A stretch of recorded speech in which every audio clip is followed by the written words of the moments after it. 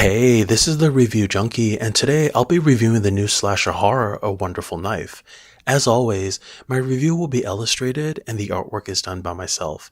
And if you like movies, art, and comic books, please hit that subscribe button because all my reviews are hand-drawn, and I like to get to 1,000 subscribers soon so my channel can be official. This movie stars Jane Woodop, Justin Long, Joel McHale, and Jess McLeod. It is directed by Tyler McIntyre. This is a non-spoiler review, so everything I discuss will have been shown in the trailer. Absolutely no spoilers. I'll tell you briefly about the plot, the characters, my pros and cons, final thoughts, and if this is worth checking out at your local movie theater. So I knew nothing about this movie, didn't even see a trailer, and I go to the movies a lot, but this trailer just never played. This was actually the Monday mystery movie at my local theater, and I'm glad I knew nothing about it because I think going in blind really helped with my enjoyment. The plot pertains to Justin Long, who plays Mayor Henry Waters of a quaint town called Angel Falls. Very cute town with a bunch of houses, and everyone knows everyone's businesses and says hi and is chipper all the time. Anyways, he has ulterior motives for what he wants to do with the town. And obviously, it's something nefarious, right? When you see him with that crazy wig, you just know he's up to no good. Okay. So during a Christmas party on Christmas Eve, a group of teens in their last year of high school experience a night of horror as the angel killer is loose and running a rampage. However, Winnie, played by Jane Woodop, is able to stop the killer and his identity is revealed. Fast forward 1 year on the anniversary, and she's still struggling with what happened, but everyone else has moved on but her. So one night she makes a wish underneath the aurora lights that she was never born. And what do you know? Wishes do come true. So I really enjoy good slashers like Scream. I thought this premise was actually rather interesting. It's a combination of so many films that we've seen, like I Know What You Did Last Summer, Big, and Freaky Friday, where someone makes a wish and it comes true, but with a horror element added in. All of that gets thrown into the oven and voila, this baby pops out. I think what this movie does really well is that it embraces how zany the plot is because there's a strong ridiculous comedic element here, and most slashers have comedic beats, but this one really embraces it. You sense it from the very beginning, and I like that aspect. In the first act, everyone is so lovey-dovey. It's Christmas time, the lights are out, everyone is wearing crazy Christmas-themed sweaters and being jolly and upbeat, and their happiness just made me so sick. Okay. I'm not familiar with any of the other actors except Justin and Joe McHale, but everyone did a really good job here. The lead, Jane, carries this movie since everything is centered around her.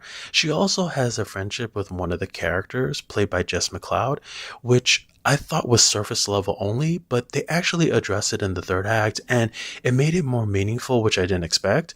But Joel really surprised me here, and it just shows how great comedic actors are. He has one intense dramatic scene and just nails it. That's versatile acting. And I don't know what to say about Justin. He is just crazy with that wig and spray on tan and crazy half-baked southern accent.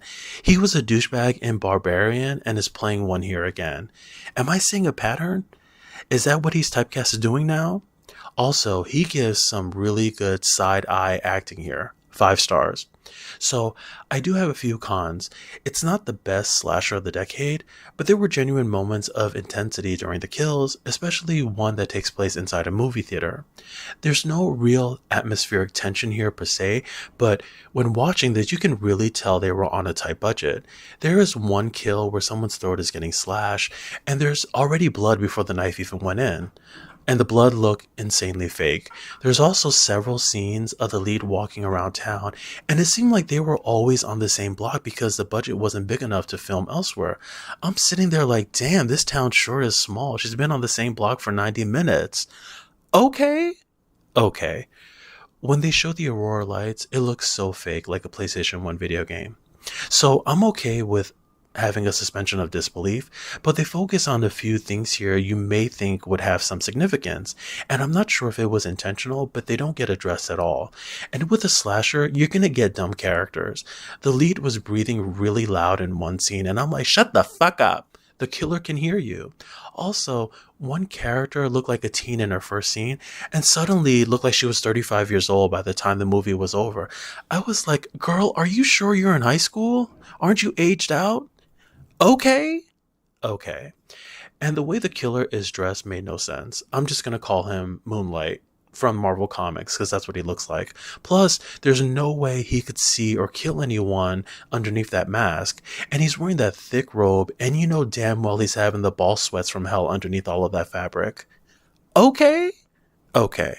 So the trailer does reveal too much, but I will say there is more than one killer. And to me, the first act was the best. It juggled the comedic and hard tone just right, but is unable to sustain that for the remaining two acts. The third act reveal kind of struggled to give you that wow factor, and it did end up being a bit anticlimactic. So this brings me to my final thoughts, and this gets a solid 6 out of 10 from me. I actually was entertained, and it did keep my interest throughout its 90-minute run, probably because I knew nothing about it going in. Things move by rather quickly, and it's the outcome that really had me waiting in anticipation. It's a horror film that knows what it is, it embraces it, it's not trying to be the best, but just good enough to get the job done. So this is a big green light from me, and definitely something to check out on the big screen where it's meant to be seen. So support your local movie theaters and check this one out. Thanks again for checking out my review. If you like, please subscribe, helps the channel out a lot. Hit that thumbs up button, feel free to share this with your friends, and if you happen to have a movie you'd like me to review, please let me know. I'd be happy to watch and illustrate it for a future video. Thanks again, and I hope the pictures put a smile on your face.